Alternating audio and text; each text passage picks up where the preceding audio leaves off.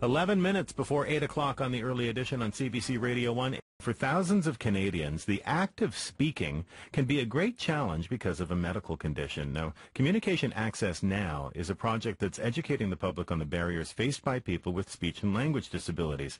Now, Glenda Watson-Hyatt is a Vancouver woman with cerebral palsy, and she uses a text-to-speech app on her iPad to communicate. Here's how she describes the difficulties that she's encountered. There have been countless instances when people have ignored or dismissed my ability to communicate or my method of communication. For example, during a SkyTrain outage, I was typing a question on my iPad to ask the TransLink customer service guy and he just walked away. Even doctors have dismissed my ability to communicate.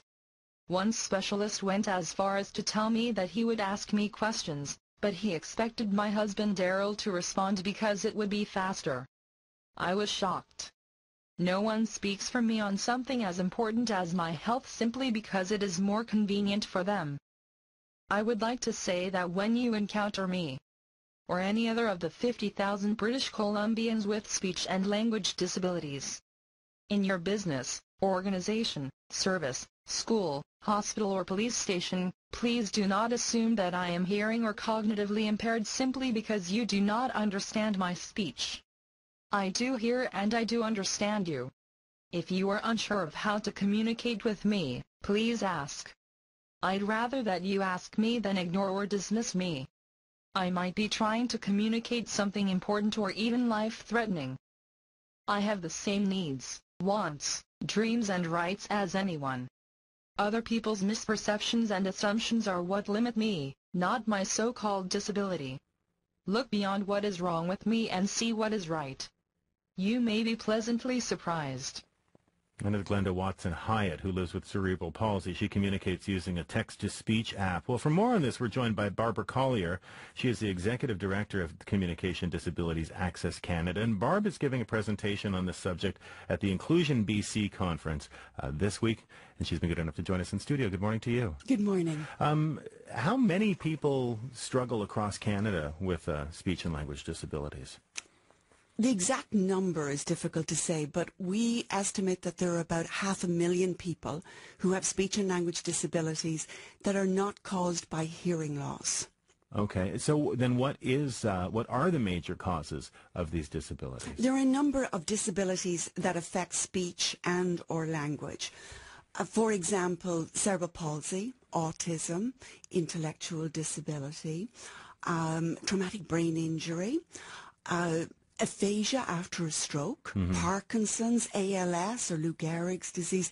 So there's many different disabilities that can affect speech or language, and they affect speech and language in different ways. Sometimes people may have unclear or slurred speech, and other people may have little or no speech, and they may have to communicate using a picture board if they're not literate, or letters spelling out on a letter board, or like Glenda, they might use a communication device. And also there are people who use other people to help them communicate. But if most people do not have a hearing loss, do not have an intellectual disability, and they can understand everything you're saying, except for some disabilities where that may be affected, like aphasia after a stroke. If you have aphasia, it is like you're in a foreign country and you're not able to understand what somebody's saying. There's nothing wrong with your cognitive skills. You can still, drive the car, cook your dinner, whatever, but you're not able to decode language and find the words you want to say. So it's a very diverse group. We heard some of Glenda's frustration there, yes, which is because it's also largely, in some cases, I imagine, invisible. I mean, if somebody is in a wheelchair, you might assume they have mobility problems. If they're carrying a white cane, you might assume that they are visually impaired. How is it even possible to identify people who have this difficulty? That's a very good question. Sometimes it is obvious if somebody has a communication device in front of them, or if they're having difficulty understanding what they're saying. And then other times it's more subtle. And that's can be really an issue when we talk about accessibility to essential services such as healthcare, police services. We know people who have more subtle disabilities, and they do not have the supports that they need in courts or communicating to the police or communicating to healthcare professionals. So we need to raise awareness about the extent of these barriers, and then also what to do about them. Well, let's talk about that. How do you then try to, or even begin to remove those barriers? And especially when it comes to businesses, organizations, institutions, for people who have trouble speaking. There are a number of things that people can do. First of all, we want to be included in the legislation. Right now in Canada, each province is developing its own laws that obligate what businesses and organizations need to do in order to be accessible to everyone, including people with disabilities. And that tends to focus on getting into a building in a wheelchair, right, or sign language for people who are deaf. And our message is that we need to have, first of all, representation, the language of there are people with speech and language disabilities that need to be at the table. And what they want can be as simple as educating people to talk directly to them, not to ignore them, not to assume they're deaf, not to assume that they can't manage their affairs, and make their own decisions, and they can't communicate. Most people can communicate. Where are the problems?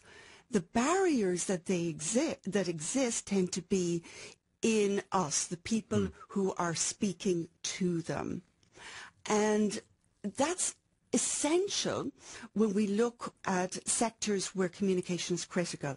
Healthcare, Glenda mentioned that, right, as well as justice. If you're deaf, you can have a sign language interpreter come in and help you. If you have a speech and language disability, right now there are very few services there. We're just trying to set up intermediaries to help in that situation. Help me out. If I encounter a person who has a speech and language difficulty, how do I best communicate with them? How do I make them most comfortable? Look at them. Don't ignore them. Yeah. Talk directly to them. Don't talk about them as if they're invisible. Right. Don't talk to the person with them. Talk directly to them. And the best thing that you can do is say, if it's not obvious, yeah, say to them, what should I be doing when I'm communicating with you? You're not the first person they've ever met, right, who has this issue. So ask them what to do. And some important things are give them more time. We speak at about 180 words a minute. Mm-hmm. I'm probably speaking even faster than that. People who have speech and language may speak or communicate at 10 words a minute. Right. Time is so important. And do not, never pretend that you understand. That's such a indignant thing to do. So always say, I don't understand, because they will tell you another way. Barbara, it's so good to talk to you this morning. Thank you so much for coming in. Thank you. Barbara Collier is the Executive Director of Communication Disabilities Access Canada.